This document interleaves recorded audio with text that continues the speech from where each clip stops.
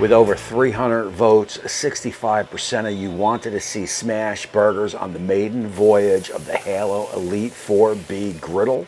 And that and there is what today's show is all about. It is definitely going to be a show of firsts. First time we are going to light up this griddle. And also the first time we are going to use a couple of rubs from a couple of favorite channels of mine. So look, besides some amazing rubs by a couple of amazing dudes, I mean, if you've not checked out the Hussy and also the Flat Top Kings channel, I will leave information down below. We are also going to take a look at the Smashburger 101, and also one of the concerns that I have and many other people have is how to control the heat on this Halo Elite4b. I mean, this sucker will get up and over that 800, settling in at about that 750. Obviously on Smashburgers, we don't need the heat that hot, and we don't even need that heat at that 550, 600. Now, when I did the pre-seasoning of this, I had all burners set to low, and we were reading over 500. So I want to control that. I want that down a little bit. So I'm going to play around with some temperature control on this video.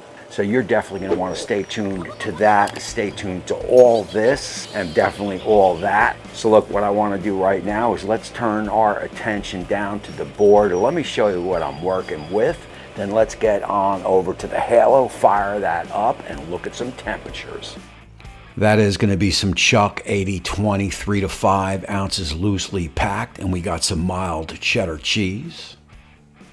That regulator will be popped out, and I think that'll help me with some lower temps. I will start the griddle, everything on a low, and I will adjust it from there.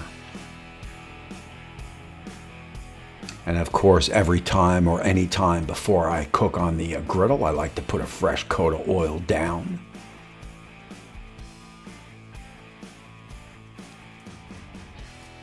Alrighty guys, so look, the first step anytime you get a new griddle is you want to figure out your zone, right? You want to figure out what zones do you like to work with. Do you like cooking on the ends where you've got that zone lit up and it is hot, and as you gradually go over it cools down? Do you like all the zones lit? Do you like middle zones lit only and the ends ones off? As for me, on the Blackstones and even the Pit Boss, I usually cook dead center and leave the end ones off. And as the heat dissipates out that way, obviously the griddle gets cooler. That said, this is a new griddle, so that is something I'm going to have to figure out. And let's take a walk over now at the griddle. She's been on for about 10 minutes or so.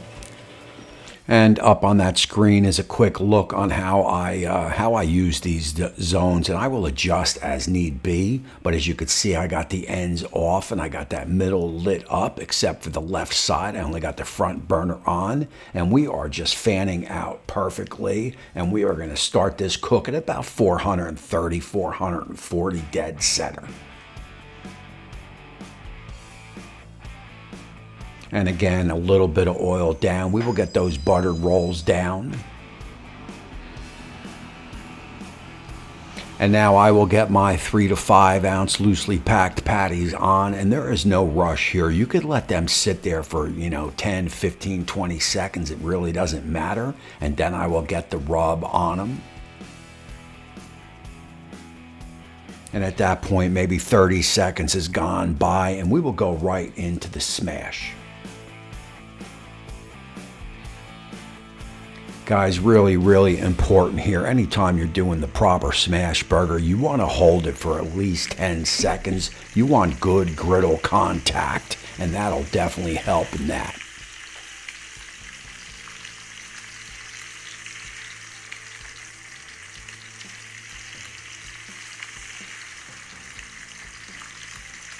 This is one of the steps that I see missed a lot on some YouTube videos. That 10-second hold, that is the way the founder wanted you to do it. So, I mean, hey, who am I to argue with that? Yeah.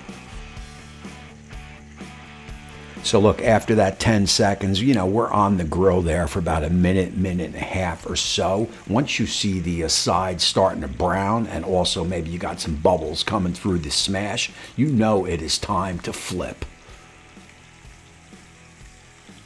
I mean, look at the crust on these smash burgers. That is the magic of the smash burger right there. There is no doubt about it.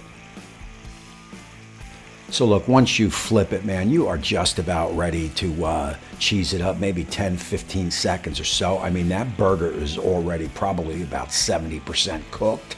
So you are gonna cheese it up. And I am gonna put this under a dome. Now, I could roll move the top down, but I do have a dome handy, so I will just dome it up. That is gonna take about another 15, 20 seconds. After that, they are ready to come right off and get plated up.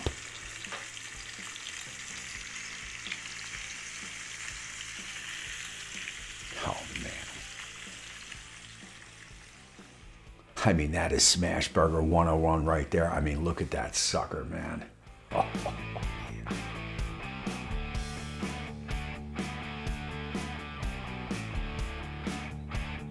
I mean, that goodness hanging off the cheese is perfecto. Alrighty, look, let's take this in live. We will get this all plated up. We will do that on-screen taste test, and we will talk about everything that happened here.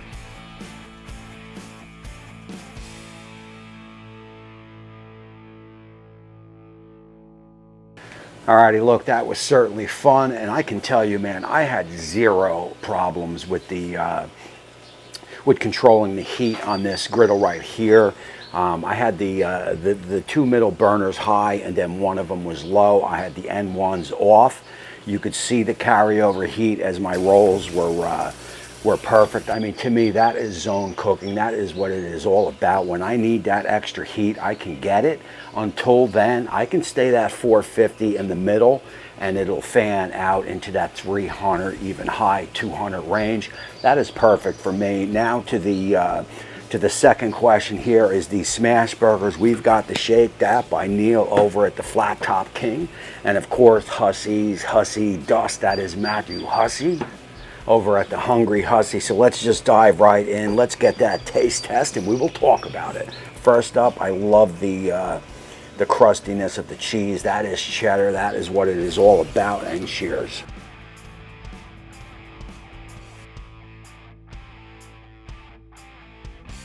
What a job I got, man. What a job.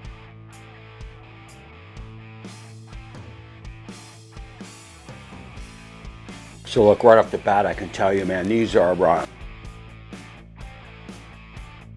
up there with the perfect smash burgers. You got that cheddar, man, hanging out. That is a sharp cheddar.